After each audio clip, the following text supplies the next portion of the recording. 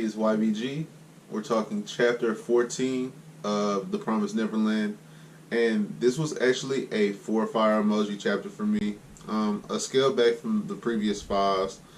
And it was borderline 3, borderline 4. I went ahead and knocked it to a 4 because everything has been so good and so fluently moving, and the pacing has been incredible that I feel like it would be an injustice to give this a 3 because it wasn't, it didn't have like the heavy hitting twists and turns, but it was still an outstandingly, as far as setup chapters go, this is a better setup chapter than a lot of manga's action packed chapter. That makes sense. Either way, great chapter. I love the big 3 for all of their differences so much right now.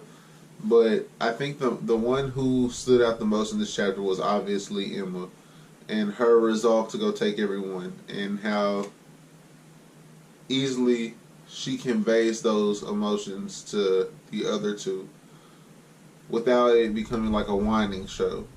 Because I feel like that's a very borderline thing where she wanting to do what's best for the group and wanting to do what's best for her friends, wanting to do what's best for herself, which is escape, could come off as whiny when it keeps on being a point you hammer in.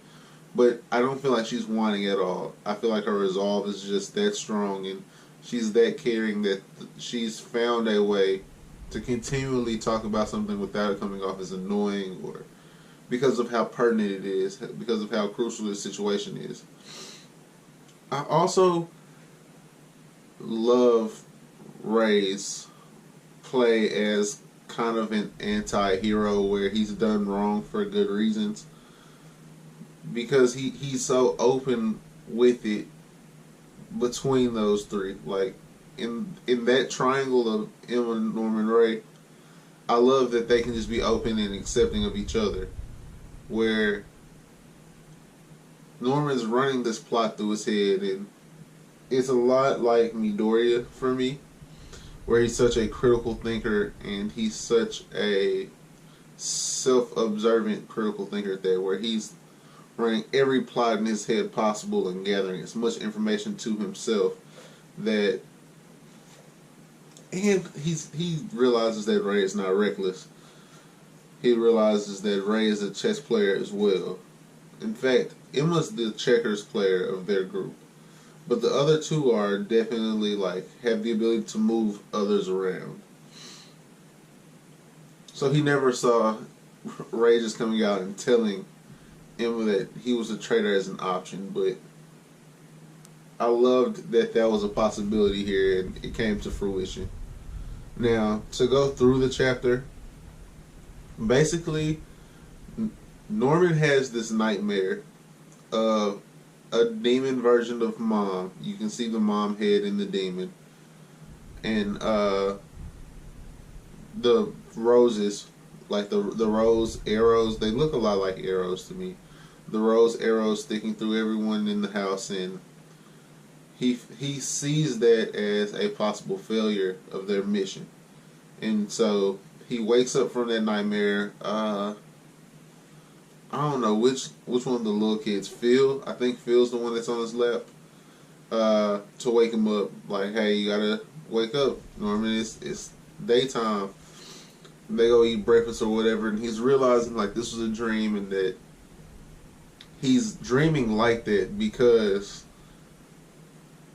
of all the things he's found out from Ray in the last day or 2. However long it's been since he discussed with Ray like that he needs to turn on Emma's wishes, at least, for those 3 to escape and sacrifice the other kids. I can't imagine like the emotional weight that those 3 are carrying. Those 5, we can include Don and Gilda to a lesser extent, of course, but I can't imagine like the emotional weight they're carrying, and you can kind of see why Ray is a little more calloused, because although he's always been described as the more calculated of the 3, and I guess the colder of the three, he's also had this burden on him longer than they have. And that burden, of course, has made him do questionable things. Now, one of those things comes into question from Emma, where she realizes, like, how exactly did you find out that you can break the tracking devices? Because the only way that seems possible is that you were experimenting on other kids here. So is that what you were doing? Or, like, I need to know. And then she doesn't make him answer.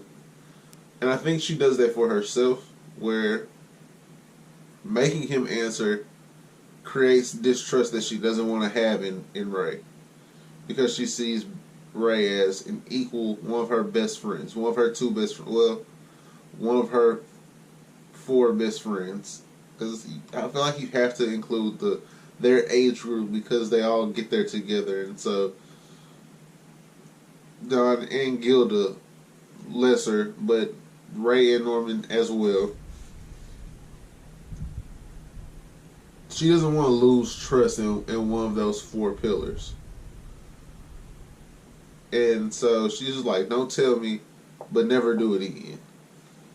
Like, you can never experiment on one of us again, like, because you're risking what we're doing. Our mission is to save everyone here. And I also love that she pointed out that the change, she was like, if it doesn't happen for you initially, if the first point, if the first counterpoint doesn't change your mind, you don't change your mind. That's not really like you. I love that she picked up on that. Because she's not dim. Like, it's so easy to make her, for those two, Norman and Ray both, to come off so intelligent that, I'm sorry, excuse me. I'm sorry, either way. It's so easy for those two to make her come off as dim, but she's incredibly witty and she's incredibly perceptive, and her strength is people and emotions. Like, I feel like she reads rooms incredibly well. She picks up on the differences in people from one day to the next incredibly well, maybe better than Ray does. Definitely better than Norman does, but maybe even better than Ray does. Because we've always seen that she's the more physically gifted of the two, of the three actually. But her ability to be around people and get a feel for people is definitely crazy for her. Now let's get to Norman. Norman's inner feelings towards having to trick one of his two best friends, and realizing that it's easier to trick Emma, but his end game is to be more like Emma, be more trusting, and be more loving of people. And so his resolve is to trick Ray into thinking he is tricking Emma, and eventually take everyone. And to carry that on top of my matriarch, you know what I'm saying, my motherly figure, the head of my household, is killing my family. On top of that, he has, and I have to trick my best friend, my brother, to save everyone. At 11, 12 years old, is bro, that's just so tough. Oh man, this is just outstanding writing. It's outstanding writing. Now, I feel like the revelation at the end where Emma's accepted this and we need to go train, and everyone's had like this backlog of conversation, and Emma and Gilda have uncovered something that Ray might not have known about Mom.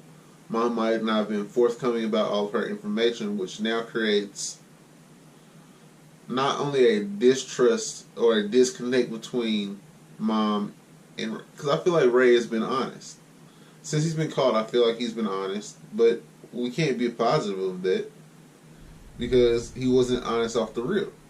So I feel like him not knowing this severs the ties between him and Mom just a little bit more, because there's obviously a connection there. I mean, he's been working with Mom for 6 years. So in the event he wasn't aware of this room that Emma and Gilda have discovered Mom has in the house, what does that mean for Ray and Mom's relationship? And where does it go going forward? Does Mom get in on the escape plan? Because we know she's here for the money, is how Ray puts it, and how Chrome puts it. But I just feel like there's more to it than that. I personally feel like it's more to it than that. Oh man, this is so good.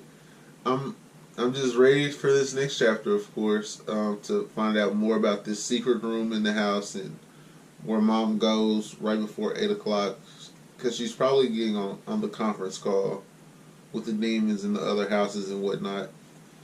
I think we're starting another side story here. I didn't really cover the last one like that, about them going to visit Norman when he was sick. It really just wasn't interesting to me. But we're 8 days out. We're almost a week out till it's time to dip, and this has been an outstanding ride through 15 chapters. I'm going to give this one, of course, 4 fire emojis once again. Have a great rest of your Thursday. Like, comment, and subscribe. In the comment section below, let me know, bro, have you read 15 chapters better than this? That's all. Like, for 15, it's a fire 15.